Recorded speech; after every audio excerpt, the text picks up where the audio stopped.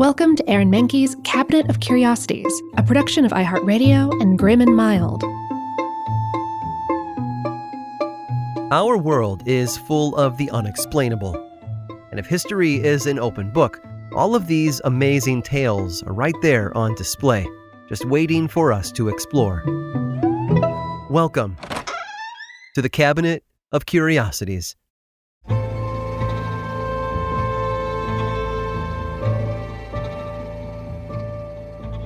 It's a nightly ritual for pretty much everyone. Check your phone or your alarm clock to make sure that it's set to wake you up in time for you to make it to school or work. After all, we have places to be and things to do, right? But what about the world before alarm clocks, in places where roosters weren't exactly cock-a-doodle doing their job to wake us up with the sun? How did everyone make it to work on time back then? Well, the answer to that question lies with a long-forgotten occupation and with one of the biggest names in that field. Generally speaking, to be the muse of someone's picture book, you had to have done something pretty noteworthy, something perhaps inspiring or educational, or unlike anything anyone else had done before. And for the most part, you could say all of those things about Mary Smith, a Londoner who did something pretty remarkable between 1901 and 1918. Mary was a knocker-upper, whose job description can probably be inferred from the title. Generally, they would go door to door throughout London, making sure people were up in time for work, sort of like a living alarm clock.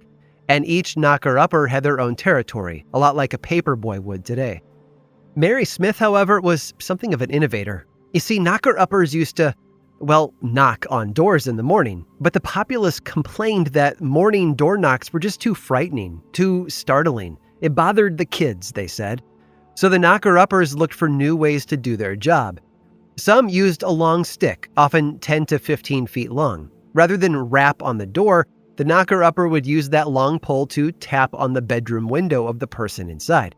Because apparently a tap on the second-floor bedroom window is a lot less frightening than a knock at the front door. But Mary Smith did something else, something that sounds rather fun, actually.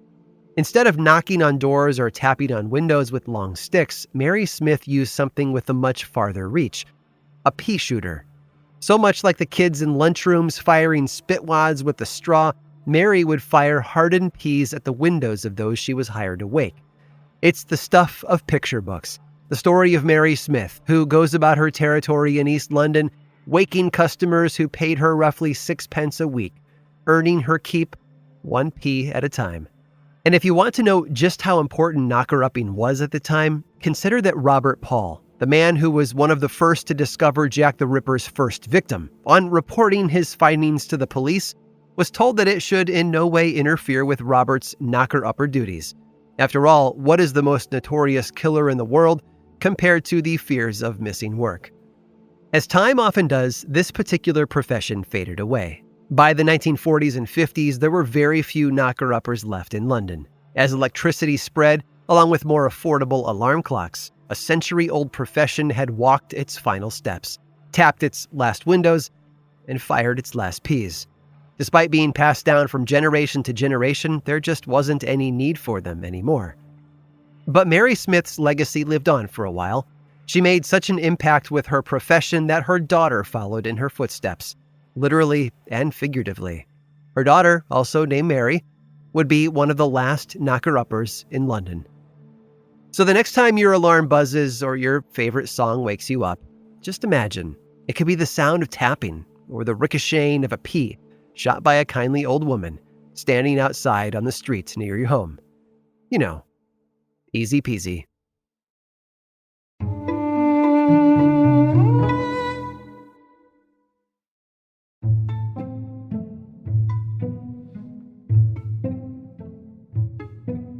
The military isn't for everyone.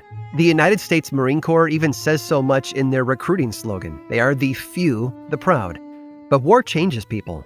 The danger, that sense that one's life could end in a split second, brings something out in a soldier.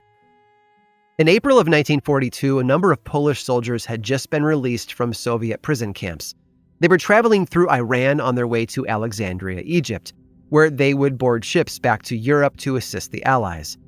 It was during this journey when they met a young Iranian boy and his friend, The soldiers would have passed them by, but one of the civilians traveling with them saw something special in the boy's friend. She thought it best to bring him along, asking one of the lieutenants to help her secure passage for him.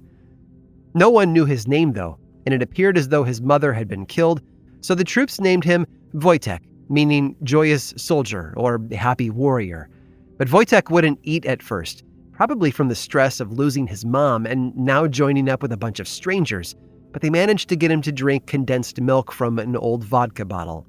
Over time, they spoiled him, treating him like one of their own children, perhaps out of a deep-seated longing for the children they had or lost back home.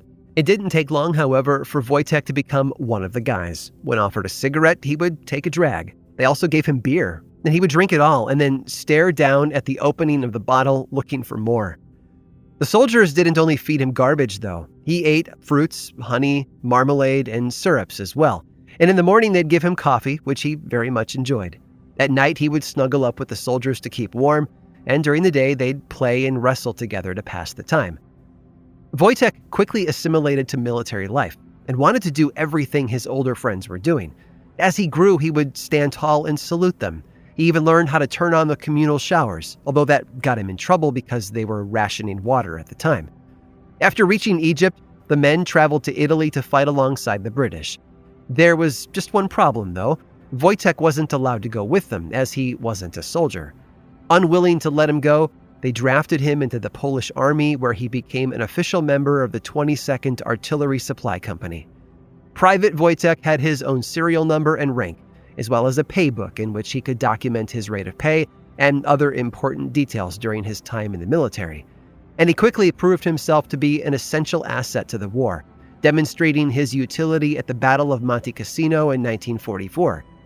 He was only a few years old, but he had ballooned to a whopping 200 pounds. At his size, he was able to carry crates of artillery shells weighing 100 pounds each.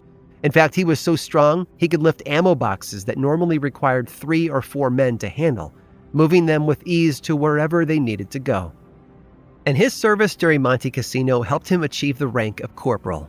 He was a hero to his fellow soldiers and everyone back in Poland, so much so that the 22nd Artillery Support Company changed their insignia to an image of Wojtek carrying an ammo shell. Sadly, he passed away in 1963, but he was honored with statues all over Poland as well as in Scotland, where he was stationed briefly.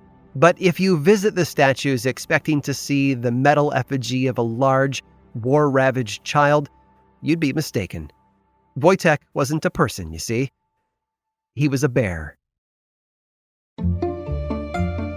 I hope you've enjoyed today's guided tour of the Cabinet of Curiosities. Subscribe for free on Apple Podcasts or learn more about the show by visiting curiositiespodcast.com. This show was created by me, Aaron Mahnke, in partnership with How Stuff Works. I make another award-winning show called Lore, which is a podcast, book series, and television show, and you can learn all about it over at theworldoflore.com. And until next time, stay curious.